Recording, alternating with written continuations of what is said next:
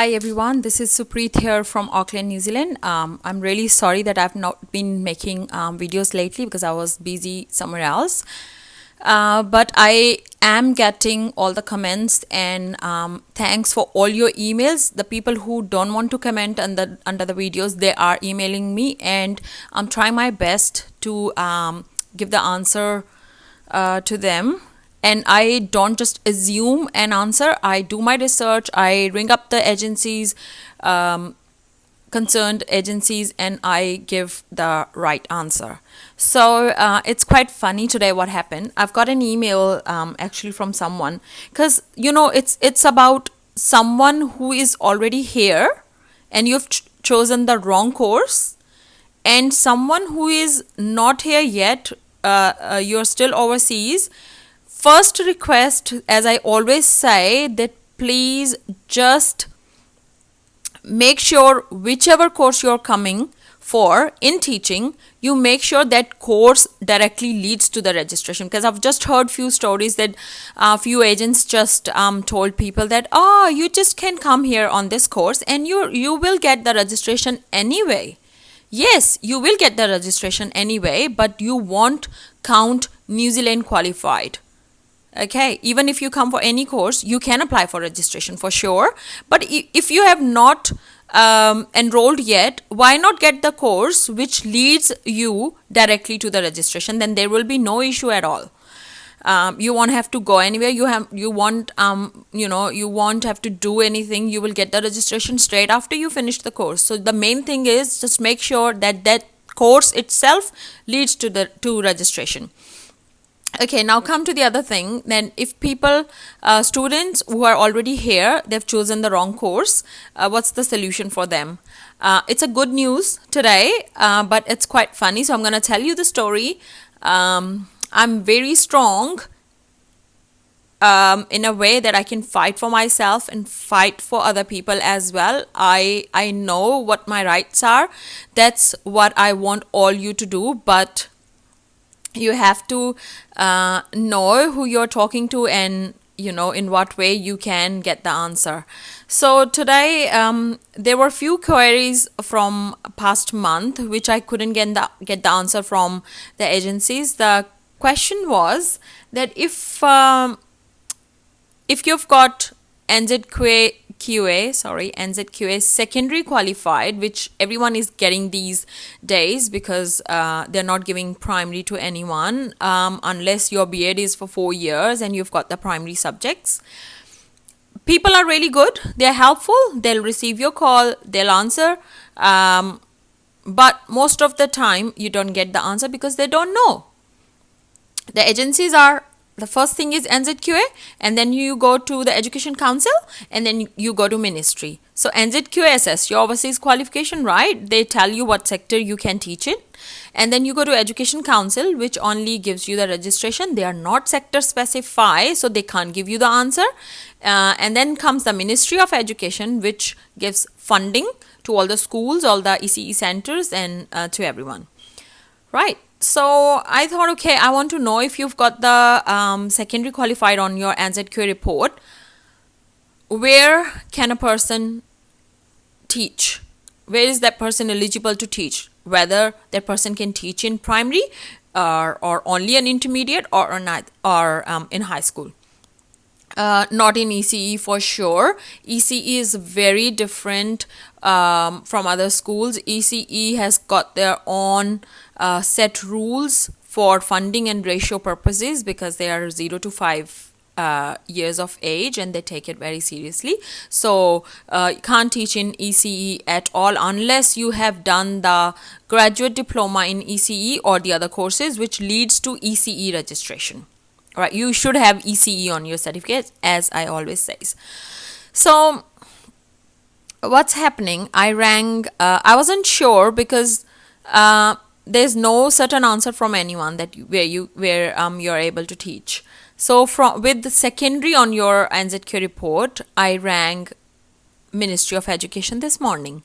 I wish I could record the answers because the answers were so funny, but I can't do that legally here. I can't record someone else's voice. But I'll tell you what happened. So I rang ministry. They're very nice people. She was on the phone with me for like ages, and she was trying to figure it out that how can she help me, but there was no answer. So they didn't know if I'm eligible to teach up to what level, if I've got the secondary qualified on my NZQ report. So I was inquiring on behalf, of course, and then she asked me to, they were like, there was a vague voice. Okay, what can you do? So okay, I thought, don't worry, I'll try the other agencies. Okay, so I rang NZQA after that. NZQA was clear that they only tell you the sector you can teach in. They can't tell you what you are eligible for or not, which is very funny. They tell you the sector you can teach in. They can't tell you if, like, it's a common sense. Think about it. If in India or wherever, if you're secondary qualified, if you can teach in colleges, why won't you be able to teach at primary level?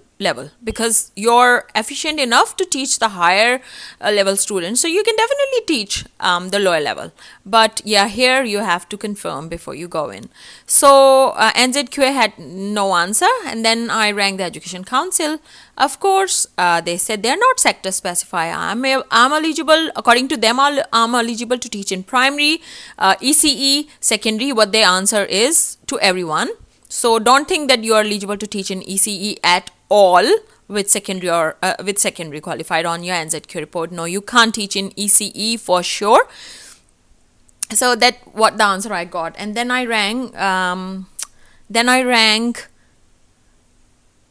NovoPay, which I have mentioned in my other videos. So it's related to primary or secondary schools. They do the salary assessment, right? In ECE, it's individual, and sorry, I had a call in between. So in ECE, in primary and secondary or high school, intermediate, this is the salary assessment department, which assesses your salary when you step into the school, the New Zealand curriculum schooling system.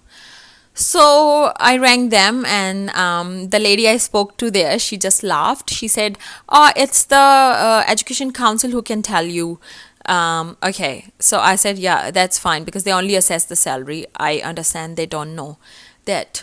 So, and then when I in the beginning, when I rang the ministry, they said, okay, they don't have the answer. I might ring the NovoPay, or might ring Education Council. How can the Education Council tell you to ring us? Because they should be the one who's answerable.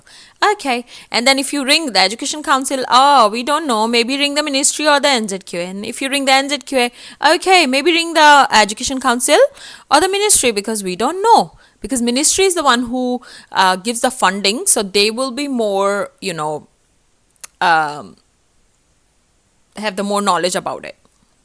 So I got no answer from anyone, but I didn't give up. So I thought, no, I want to know today. Otherwise, there will be something I will be doing today. So no answer. I started ringing all the schools. So good news is that you are eligible to teach in primary, intermediate and secondary if you have got the registration and your MOE number. MOE number is the Ministry of Education number, which you will get once your salary has been assessed with NovoPay. I can tell you the whole process of NovoPay as well. If you want to know, if you thinking of stepping into primary or the higher levels, let me know. I will tell you how NovoPay works in my next video. And today, okay, the next part, I think this video is gonna be really long if I start discussing the other topic.